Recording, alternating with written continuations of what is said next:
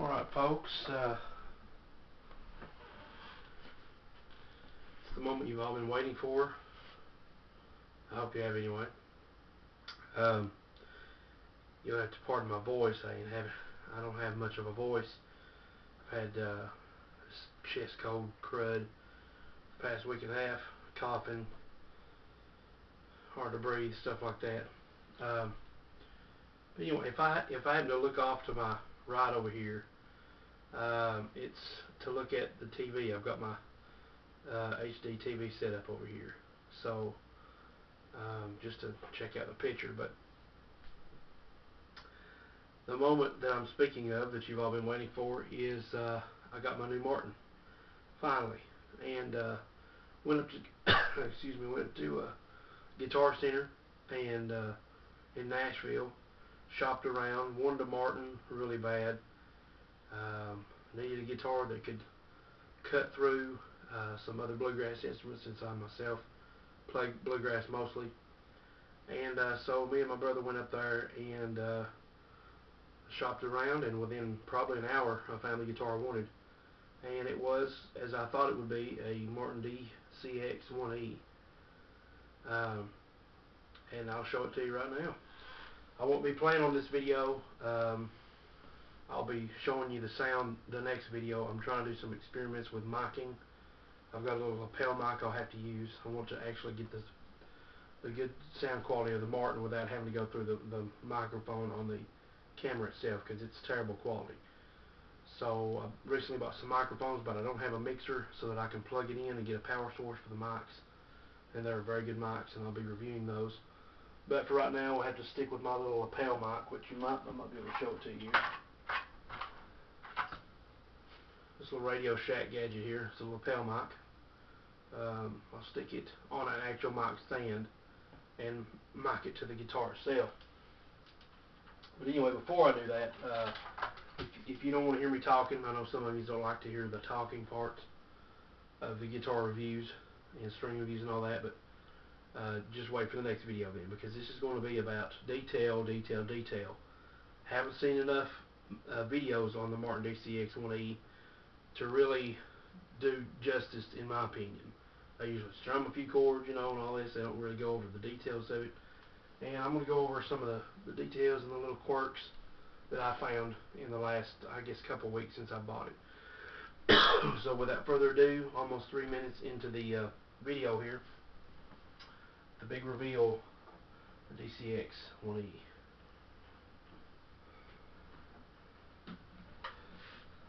Voila. Okay, this is my new baby. Let me check real quick, make sure I've got the right setting of the camera here.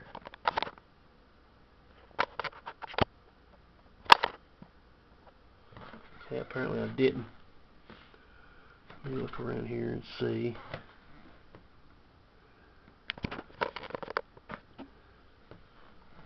Can't always see nothing. Taking my time here.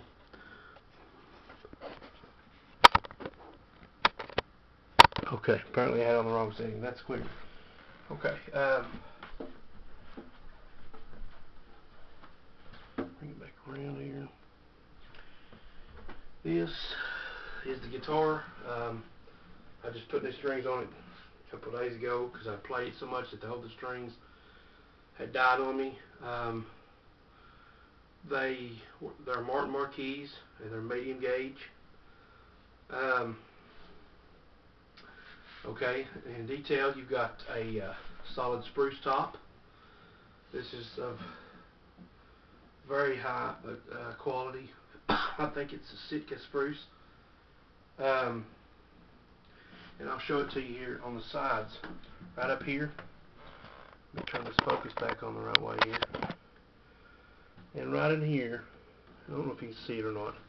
Not very much of a light. You can see right in here, which I hope you can, where the grain kind of runs and then all of a sudden it drops off here. That nice grain right there.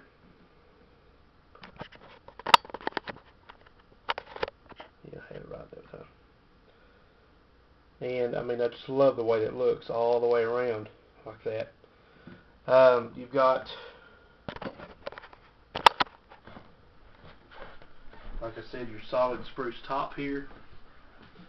You've got your HPL, which means high pressure laminate, back and sides. That's what this looks like. Get my strap out of the way. Looks just like this. If you can see the little black area right here, that's the not a binding, so to speak, but that's what the material itself apparently looks like. I don't know if that's painted on or what, but HPL simply means that it's a wood particles and wood resin meshed together and pressed and under high pressure to make a new wood. It's not, it's still a wood. I talked to the Martin manufacturers, talked to the Martin people. They said it's still actual wood. So, I mean, but the top here, if you can hear this, this is what's the, kind of like a micarta or formica, and that's just the sides and the back. Not the actual wood, but what this is not the actual wood grain. This is actually a photograph of wood superimposed over this body here. So it's not exactly wood, the top layer here. Underneath that is the wood particles, the high pressure laminate. You've got, in the back here, you've got a Strata-Bond neck, which you can probably see here how it kind of tiger stripes its way up the neck here, and I love the way that looks. Goes all the way up to the top, and if you look on there, once again I have to adjust the focus here so you can see it well. If you look right in here, you can see all these little strips of wood going like that. Matter of fact, there's a, let me get another light source here where you might be able to see it better. There's light coming from the back. It might be a little bit, yeah, there you go. It's quite a little bit better. These little things right here, that's all the little layers of the wood. This wood is Strata-Bond, which means that it is the same kind of wood that they use for gun stocks. Look at that, isn't that beautiful? You go up the neck and you see it kind of tiger stripe up right here. It's what they use for gun stocks, the butt of gun stocks. And it's just multiple layers of wood together to form a stronger structure. And it's a really durable neck. And another thing I love about this guitar is it is satin finished. You hear that? That's actually a good little, if you're into percussion on your guitar.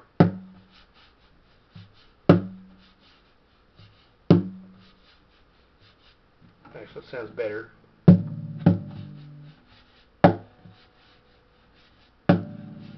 But anyway, you get the gist. You've got a, there's the model number there, the DCX1E. This is made in Mexico. See if you can see it. It says solid spruce top underneath that. Says made in Mexico, but it's originally, the company itself is in Nazareth, Pennsylvania. You've got the tortoiseshell pickguard. You've got a this is actually a decal of a rosette. This is not actually an inlay put inside here. It's a decal.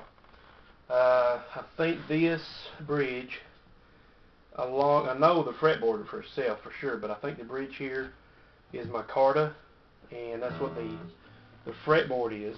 This fretboard here is micarta fretboard. It's just a type of laminate itself, a formica laminate. No dots on the front, but they are on the sides. You have your dots here, show you exactly where you're at on the fretboard. And I just love the plainness of this guitar. Like I said, I love the satin finish. The neck is so nice and smooth. You don't get hung on finish. You don't get stuck here. Another thing up here on the neck, this is what the Strap-on neck looks like on the sides of the headstock right here. These little curved things. I think that's pretty neat. Of course, you have the Martin logo. Got to have that. And the headstock is fairly long, like they usually are. There's the back of what that Strap-on looks like. Okay, and of course, as I do on all of my guitars, I've got my little pick holder here. One of the little quirks about this thing is I always try to put these little strap locks on my guitars. And the good thing about this guitar is it came with this strap button here. Most of them don't, but this one did. And I try to put these on my guitars. Well, because, that way you can, not have to worry about losing the guitar or losing your strap. The thing is, excuse me, by the way, there's a back and side of the grain. That's the photograph of what it looks like. This guitar, on the back here, this little strap is so thin. This little pin here is so thin. I mean, that's how thin it is. I mean, where the pick is sitting underneath that, that's how thin it is. Like, I mean, I'm talking like that, really thin. So my strap kept falling off of there, and I looked online how to make a strap lock homemade because my other strap locks wouldn't fit. So I looked online and somebody said to use a pick here and to just cut it out, and all I did was I cut a V out of the top of the pick. Let's say, let's see here. I'm trying to get to where you can see this. Let my hand be in the way. You got the tip of your pick right here. So I just cut the top off right here and made that V going down.